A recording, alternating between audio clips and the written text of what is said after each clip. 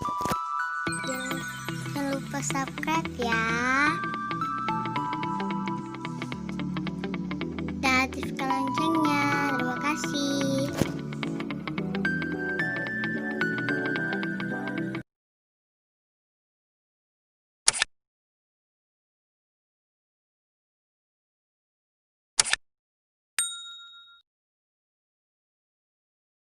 Hai, Assalamualaikum warahmatullahi wabarakatuh.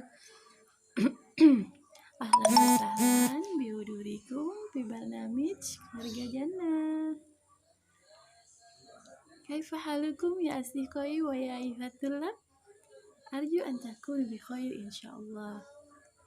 Baik, di hadhihi fursah insyaallah Bunda Al sa'uqaddimu lakum anil qaidah fi kitab jurmiyah kamal adah an tanda-tanda huruf wal i'rab, babul i'rab ya, wa babul i'rab. Baiklah teman-teman semua, apa kabar? Semoga baik-baik saja semuanya ya. Dan ini Bunda Al mohon maaf ketika suara Bunda Al masih agak serak atau misalnya seperti kedengaran bergetar, karena Bunda Al baru saja pulih dari sakit dan ini belum pulih banget gitu ya, tapi alhamdulillah sudah, insya Allah ini sudah mampu bikin video dan minta doanya semoga semakin pulih dan semakin sembuh ya. Baiklah, pada pertemuan kali ini Bunda akan mengajak teman-teman dan para mahasiswa semuanya untuk melanjutkan pembelajaran kita yang kemarin, yaitu tanda-tanda huruf. Kalau kemarin kita sudah membahas tanda isim, tanda fi'il, kemudian sekarang kita membahas tanda huruf ya. Oke, teman-teman bisa lihat di samping ya, tanda huruf. Huruf itu ialah lafaz yang tidak layak disertai tanda isim atau tanda fi'il. Jadi maksudnya sebenarnya huruf itu nggak ada tanda apa-apa, jadi dia tidak bisa dimasuki oleh tanda isim, tidak juga bisa dimasuki oleh tanda fi'il teman-teman. Jadi huruf ya huruf gitu ya. Huruf itu kan misalnya seperti huruf khofat, huruf jar, huruf kosam kemarin ya, huruf sumpah itu ya. Huruf jar itu kan seperti fi, ila, min, bi ya. Kemudian huruf kosam itu ada ba, wawu, dan ta ya. Huruf kosam, huruf sumpah masih ingat kan teman-teman dan para mahasiswa semuanya? Kemudian jadi contohnya seperti contoh huruf tadi ya. Contohnya seperti huruf khofat yaitu min, ila, an, ala dan sebagainya. Juga seperti huruf istifham, kata tanya, hal dan a, itu apakah artinya ya.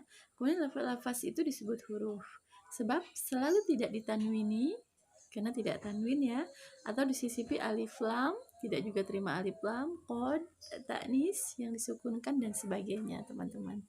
Jadi nggak ada tanda spesifik dari huruf, cuma dia emang nggak bisa dimasuki oleh huruf tanda-tanda isim dan tanda-tanda fi'il tadi begitu ya. Nah itu adalah tanda huruf teman-teman.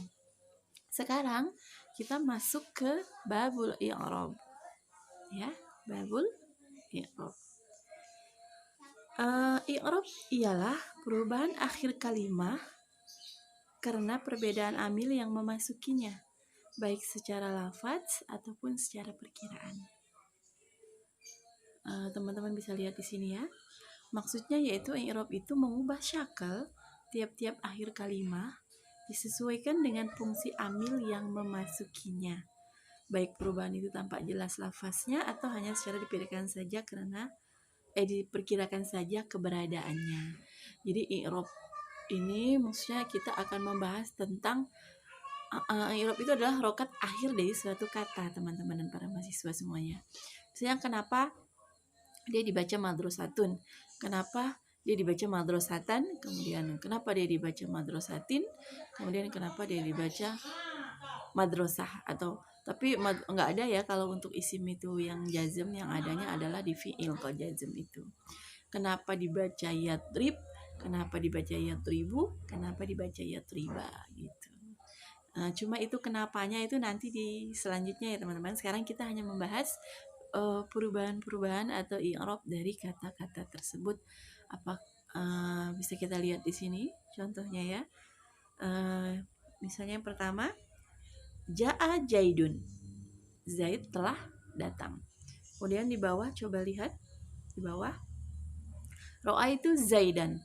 Tadinya Zaidun, Zaid itu harokatnya. Ketika ada kata ra'aitu Zaidan. Aku telah melihat Zaidan. Jadi dia akan berubah nanti sesuai dengan amil atau kata sebelumnya ya teman-teman. Nah itulah yang merubah harokat atau merubah i'rab dari kata tersebut nanti. Lihat lagi, kita lanjutkan. Marartu bi Zaidin. Ya. Jadi di awal ja'a Zaidun, kemudian yang kedua ra'aitu Zaidan, yang ketiga marartu bi Zaidin. Jadi kata Zaidnya itu berubah-ubah sesuai dengan amil yang masuk sebelumnya ya. Kemudian yatribu, kemudian lan yatriba, kemudian lam yatrib ya.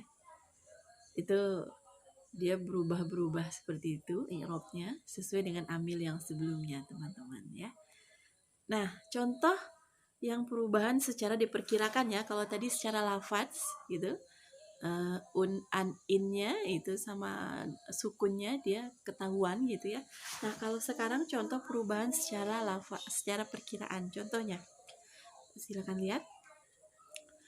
Yakhsha, kemudian kemasukan lan jadi lan yakhsha, tetap sama karena dia hanya diperkirakan keberadaannya ya. Kemudian lihat lagi sebelah lam yakhsha ya, dia tidak merasa takut. Kemudian ja'al fata, telah datang seorang pemuda. Kemudian ra'aitu al fata, aku telah melihat seorang pemuda. Kemudian marartu bil fata, ya, aku telah bersua dengan seorang pemuda. Jadi lafaz ja'a, ra'aitu, lan, lam namanya amil teman-teman ya, yang mengubah atau mempengaruhi akhir kalimat. Tadi kenapa di sini dibagikan menjadi dua contoh perubahannya ya? Karena ada yang namanya kata dalam bahasa Arab itu diakhiri oleh huruf ilat, teman-teman. Jadi contoh yang secara lafaz itu tidak ada huruf ilat di akhir kata tersebut, maka dia jelas banget unnya, annya, innya dan sukunnya gitu ya, pembacaan i'rabnya itu.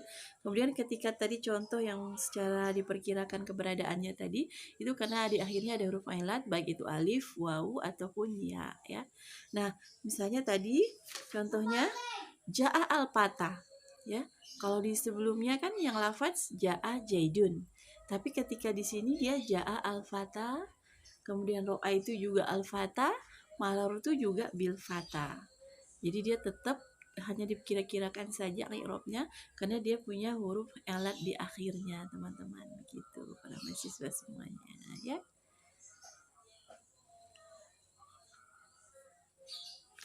Nah, oke. Mungkin sampai di sini dulu pembelajaran kita ya.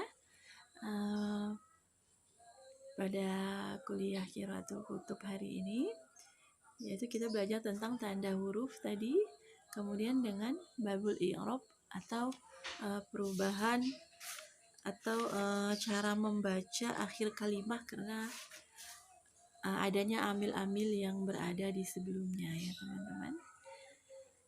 Baiklah, sampai di sini dulu pembelajaran kita. Semoga berkah dan manfaat Bunda Al harapkan ya. Minta doanya Bunda Al semakin sehat, semakin sembuh ya, sehingga lebih kuat, lebih sehat walafiat lagi dari biasanya ya. Baiklah, sampai di sini dulu pembelajaran kita. Sekali lagi terima kasih atas perhatiannya. Mohon maaf atas segala kekurangannya. Ila liqa fi fursatil ukhra. Ma'assalamah. Assalamualaikum warahmatullahi wabarakatuh.